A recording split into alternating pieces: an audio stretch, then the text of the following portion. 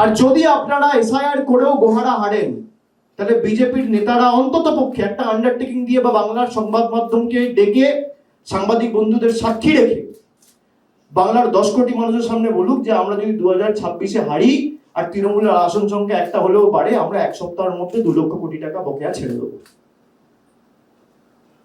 না হলে আপনারা যা বলবেন আমি তাই করব। আমার ওপেন চ্যালেঞ্জ বিজেপি নেতাদের কাছে, অ্যাকসেপ্ট করুন।